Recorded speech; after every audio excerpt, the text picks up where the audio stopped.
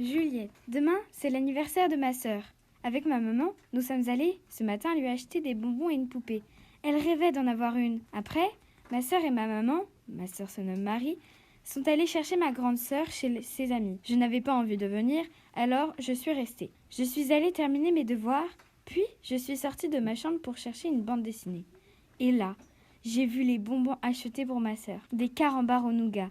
Je me suis dit, bon, un seul ne se verra pas, et connaissant Marie, elle ne m'en donnera pas un seul. Mais c'est super bon. Bon, allez, un deuxième et après c'est tout. Mais je suis vraiment méga bon. Après tout, un troisième ne fera pas de mal. Et ainsi de suite. Et puis là, maman entre. Je monte vite dans ma chambre et me dit qu'elle ne verra rien.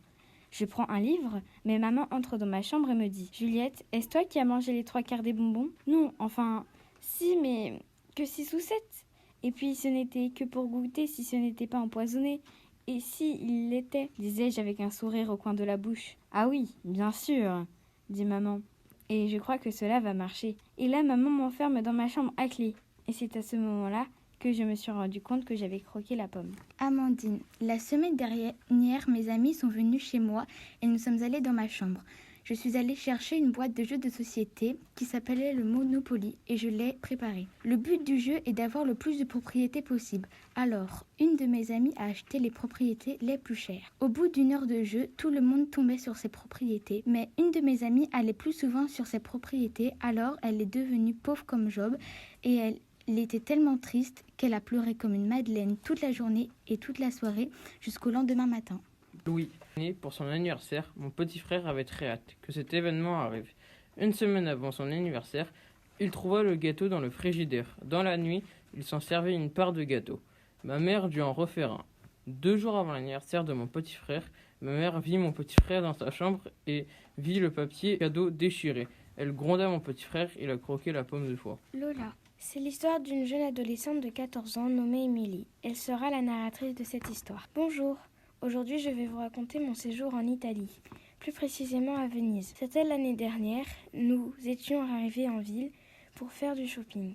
Et ce jour-là, mon amie a croqué la pomme. Nous étions dans un restaurant et elle voulait prendre presque tout le menu.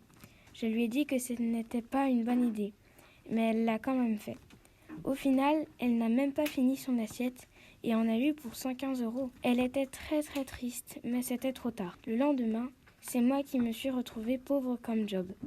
Je me suis acheté, en plus d'un maillot de bain à 90 €, une glace et des chichis. En tout, j'avais dépensé, en comptant la glace, les chichis et le maillot de bain, 100 €. J'étais sur le point de pleurer comme une madeleine quand je me suis souvenue que grâce à mes achats, je pouvais profiter du reste de mes vacances. Au revoir. Un jour, mes parents ont acheté des bonbons pour mon frère et m'ont dit de ne surtout pas les manger, sinon je serais punie pendant 1 semaine.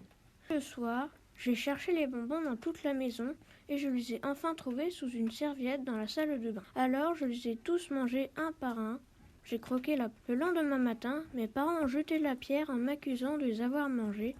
J'ai répondu non et mes parents m'ont cru. J'ai fini ma journée tranquillement. Raphaël, lors de mon voyage en Russie, à Moscou, j'ai connu un enfant qui s'appelait Vladimir. Un sacré petit rigolo celui-là, qui faisait plein de bêtises. Il tapait sa sœur, il mangeait des escargots dans le jardin, il insultait ses parents, il cassait la console de son frère. Toute la ville en avait marre de lui, et les habitants décidèrent de le tuer. C'est un peu barbare, mais bon. Le maire de la ville n'en était pas d'accord. Mais face à la colère des gens, il ne put rien faire. Et il décida d'aller chez lui, tout seul, pour lui parler.